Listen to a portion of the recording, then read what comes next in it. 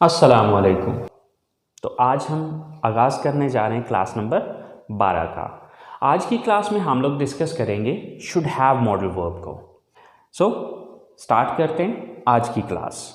Students, should have modal verb का जो use है वो बिल्कुल वैसे ही है जिस तरह से शुड मॉडल वर्ब का यूज़ किया जाता था।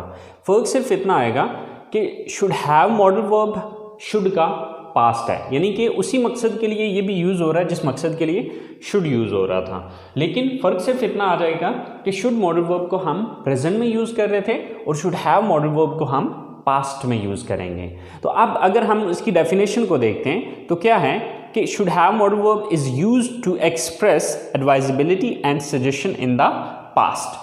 अब अगर हम प्रेजेंट की शुड की डेफिनेशन को देखें तो वहाँ पे ये था to express advisability and suggestion in the present. सिर्फ फ़र्क आ रहा है प्रेजेंट और पास्ट का, बाकी सेम एज इट इज़ जो ये डेफिनेशन है वही शुड की डेफिनेशन थी। तो मतलब कहने का ये है कि अगर हम गुजरे हुए वक्त में किसी को नसीहत करना चाहते हैं या फिर मशवरा देना चाहते हैं तो उस मकसद के लिए हम शुड हैव मॉडल वर्ब का इस्तेमाल करेंगे।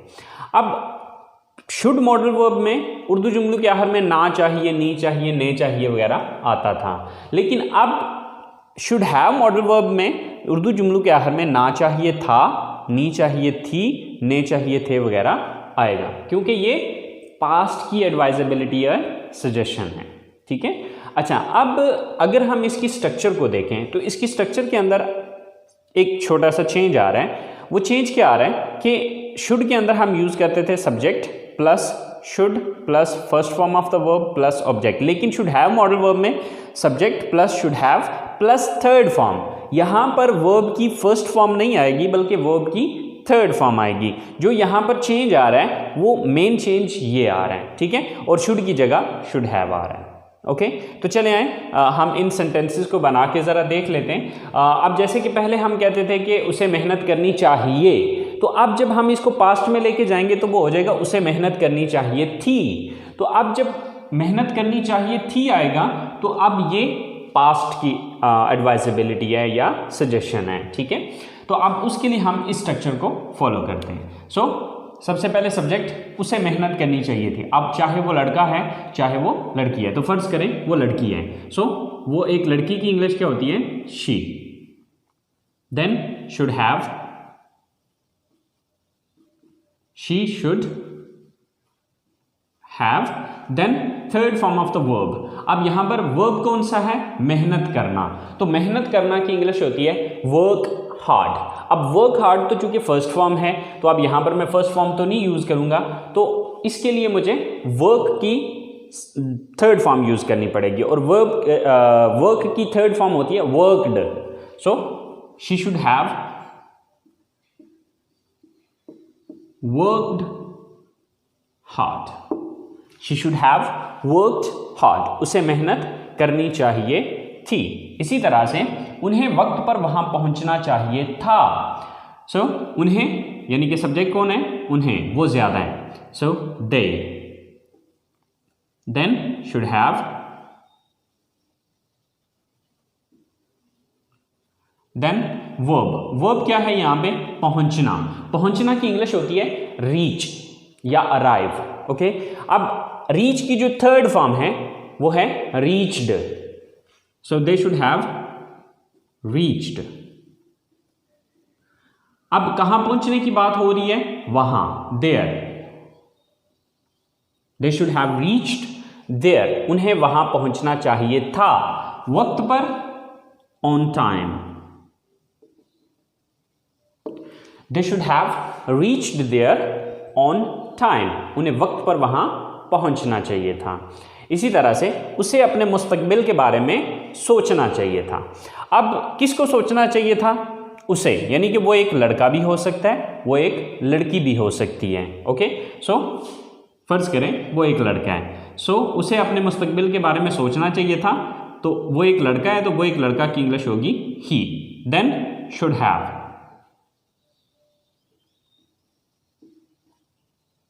ही शुड हैव। उसे चाहिए था, क्या करना चाहिए था? सोचना चाहिए था। यहां पे वर्ब क्या है? सोचना।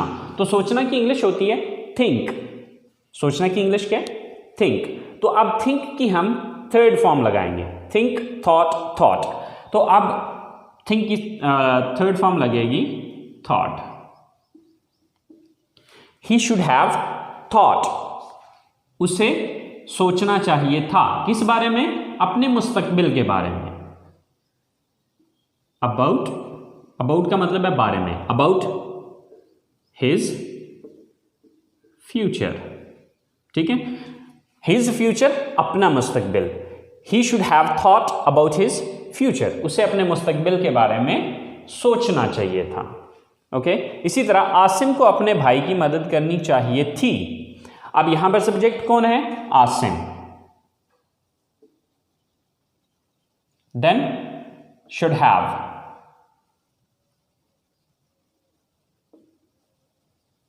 Asim should have. वर्ब क्या है यहां पे? मदद करना, मदद करना, हेल्प, तो इसकी थर्ड फॉर्म होगी helped. Asim should have helped. किसकी मदद करनी चाहिए थे? अपने भाई की, his brother. Asim should have helped his brother, Asim को अपने भाई की मदद करनी चाहिए थी। सो स्टूडेंट्स, आपने देखा कि यहां पर उर्दू जुमलों के आखिर में एंड पे था, थी, थे का इजाफा हुआ, यहां पर हैव का इजाफा, और नेक्स्ट जो चेंज इंग्लिश में आया है वो हमने फर्स्ट फॉर्म की बजाय थर्ड फॉर्म यूज़ किए हैं। तो बस ये दो चेंजेस हैं जो कि हमारे इन सेंटेंसेस के अंदर आए। सो आई होप सो जिस स्टूडेंट को शुड मॉडल वर्ब की समझ आ गई है उसके लिए शुड हैव मॉडल वर्ब कोई मसला नहीं है, क्योंकि इसका यूज़ बिल्कुल वैसे ही है जिस तरह के शुड मॉडल वर्ब का था। फ़र्क सिर्फ इतना आ रहा है कि शुड मॉडल वर्ब को हम प्रेजेंट में यूज़ करते हैं और शुड हैव मॉडल वर्ब को हम पास्ट में यूज़ करते हैं। तो ये थे हमारे पॉजिटिव सेंटेंसेस। अब हम चलते हैं इसके नेगेटिव सेंटेंसेस की तरफ, क्योंकि हमें ये भी तो कहना पड़ सकता है ना कि उसे ये काम नहीं करना चाहिए था, हमें ऐसा नहीं करना चाहिए था, उन्हें ऐसा नहीं करना चाहिए था। तो जब हम इनके नेगेटिव सेंटेंसेस बनाएंगे तो वो किस तरह से बनाने, चले आए देखते हैं। तो स्टूडेंट्स, ये है शुड हैव मॉडल वर्ब की नेगेटिव सेंटेंसेस की स्ट्रक्चर। स्टूडेंट्स, यहाँ पर बस एक पॉइंट आपको बताना चाहूँगा, बस आपने वो पॉइंट अपने जहन में रखना है। आप उस पॉइंट को जहन में रखते हुए आप किसी भी पॉजिटिव सेंटेंस का नेगेटिव आसानी से बना सकते हैं। आपने ये चीज़ याद रखनी है कि आपके पास जो हेल्पिंग वर्ब मौजूद है, अगर किसी जुमले के अंदर आपके पास हेल्पिंग वर्ब मौजूद है, तो जब आपने उसका नेगेटिव बनाना है तो आपने करना यह है कि जो अभी अपना पहला हेल्पिंग वर्ब आ रहा है उसके बाद नॉट लगाना है। अब देखिए यहाँ पर दो हेल्पिंग वर्ब आ रहे हैं, शुड हैव। अब ये दो हेल्पिंग वर्ब्स हैं, तो अब हम शुड हैव के बाद नॉट नहीं लगाएंगे, बल्कि हम देखेंगे ये कि फर्स्ट वाला हमारा हेल्पिंग वर्ब कौन सा है। तो हमारा फर्स्ट हेल्पिंग वर्ब है शुड। तो हम क्या करेंगे, जब इसका नेगेटिव बनाना होगा तो हम फर्स्ट हेल्पिंग वर्ब के बाद नॉट लगाएंगे, यानी कि शुड के बाद नॉट लगाएंगे। तो इसी तरह से अगर आपको किसी जुमले के अंदर दो या दो से ज़्यादा हेल्पिंग वर्ब नज़र आते हैं, तो जब आप उसका नेगेटिव बनाना चाहते हैं तो उसका नेगेटिव बनाने का सिंपल तरीकाकार ये है कि आपने फर्स्ट हेल्पिंग वर्ब के बाद नॉट लगा देना है। अगले एक या दो जो भी आगे वो आपके पास हेल्पिंग वर्ब बच रहे हैं उनको आपने छोड़ देना है, ठीक है। तो यहाँ पर इसकी स्ट्रक्चर अब नेगेटिव सेंटेंसेस की क्या है कि सबसे पहले हम सब्जेक्ट लगाएंगे, देन शुड नॉट हैव। इसको शॉर्टकट में जब बोलने में यूज़ करें तो आप शुडंट हैव भी यूज़ कर सकते हैं। Then third form of the verb and then object. तो कुछ सेंटेंसेस हैं जो कि हमने एज एग्जाम्पल लिए, तो चले हम उनको बना के देखते हैं। सो उन्हें अपनी नौकरी नहीं छोड़नी चाहिए थी। अब किसे नहीं छोड़नी चाहिए थी? सब्जेक्ट कौन है? उन्हें। So they. Then should not have, they should not have. Then verb third form. अब यहां पर वर्ब क्या है? छोड़ना। सो छोड़ना की इंग्लिश होती है लीव। छोड़ना की इंग्लिश क्या है? लीव। और इसकी थर्ड फॉर्म होगी left. They should not have left. क्या नहीं छोड़ना चाहिए था? अपनी नौकरी, their job. They should not have left their job, उन्हें अपनी जॉब या अपनी नौकरी नहीं छोड़नी चाहिए थी। इसी तरह से साजिद को अपना पैसा ज़ाया नहीं करना चाहिए था। सो सब्जेक्ट कौन है यहां पर? Sajid. Then should not have,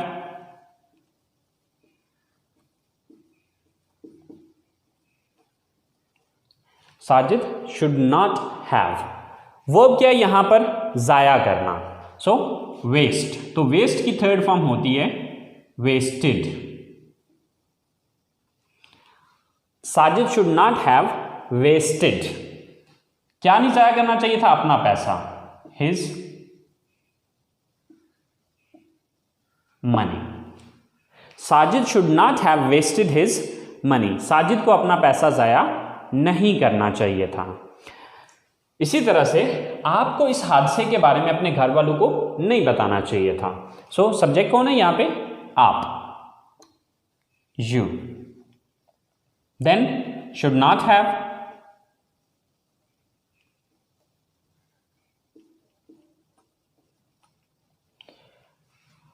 then verb, verb क्या है यहां पे? बताना।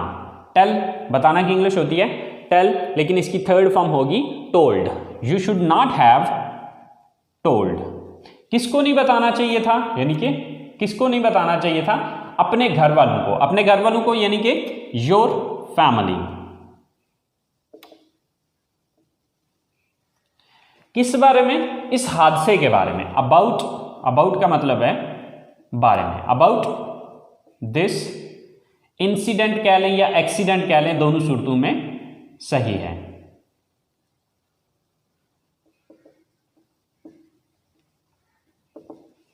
So, you should not have told your family about this incident या accident, दोनों सूरतों में सही है कि आपको इस हादसे के बारे में अपने घर वालों को नहीं बताना चाहिए था। So, इसी तरह से उसे अकेले वहां नहीं जाना चाहिए था। आप उसे यानी कि उसे एक लड़की को, she then should not have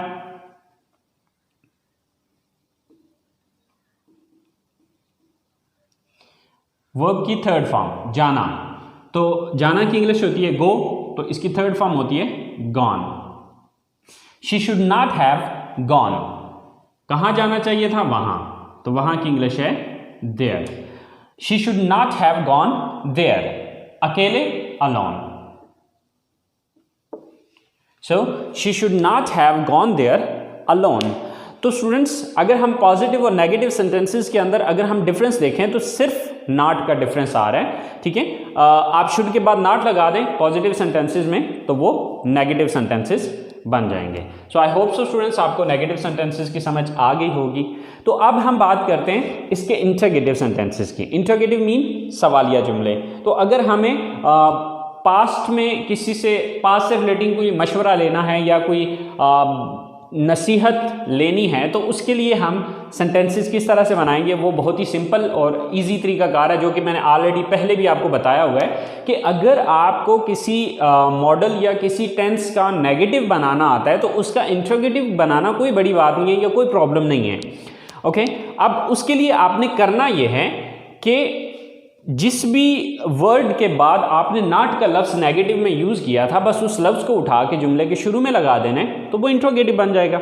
जैसे कि यहाँ पर हमने जो नॉट लगाया वो किसके बाद लगाया? शुड के बाद नॉट लगाया। तो अब यहाँ पर हम क्या करेंगे, जब हम इसका सवालिया बनाएंगे या इंट्रोगेटिव सेंटेंस बनाएंगे, then we will take this should at the start of the sentence and it would be converted into interrogative sentence. तो चले आए देखते हैं स्टूडेंट्स। इंटरगेटिव सेंटेंसेस बनाने के जो स्ट्रक्चर है वो है should plus subject plus have plus third form of the verb and plus object and question mark.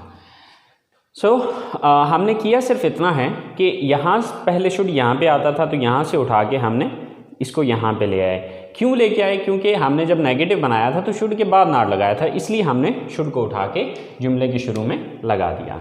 तो चले हम इसकी एग्जांपल्स को बना के देखते हैं। सो क्या मुझे इस कॉलेज में दाखिला लेना चाहिए था? So first of all should, then subject कौन है?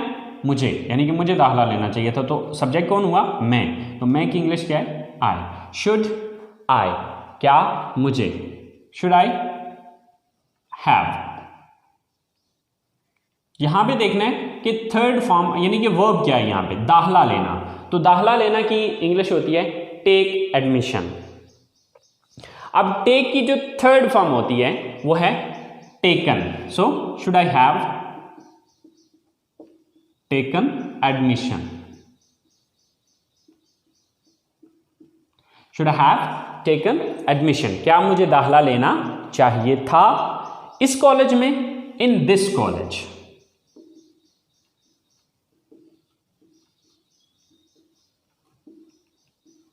So, should I have taken admission in this college? क्या मुझे इस कॉलेज में दाखला लेना चाहिए था। इसी तरह से क्या हमें उसे इस बारे में बताना चाहिए था। So first of all should, then subject कौन है? हमें, यानी कि हम सब्जेक्ट हैं। Should we, then have, should we have, third form of the verb. अब यहां पर काम कौन सा है? बताना। वर्ब क्या है? बताना। तो बताना की इंग्लिश होती है टेल और इसकी थर्ड फॉर्म है told. Should we have told, किसे बताना है? उसे, यानी कि वो लड़का भी हो सकता है, वो लड़की भी हो सकती है। अगर वो लड़का है तो हिम, अगर वो लड़की है तो her. Should we have told her या हिम। अब अगर लड़की है तो हर, अगर लड़का है तो him. So should we have told him, इस बारे में, अबाउट दिस।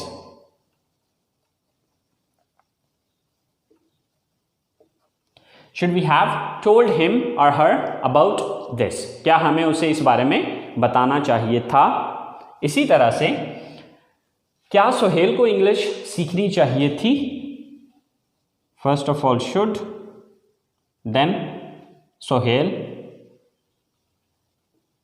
शुड सोहेल, आगे हैव, थर्ड फॉर्म सीखना। सीखना की इंग्लिश होती है लर्न और इसकी थर्ड फॉर्म होती है लर्न्ड।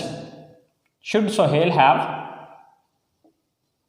लर्न्ड, क्या सीखने की बात हो रही है? इंग्लिश।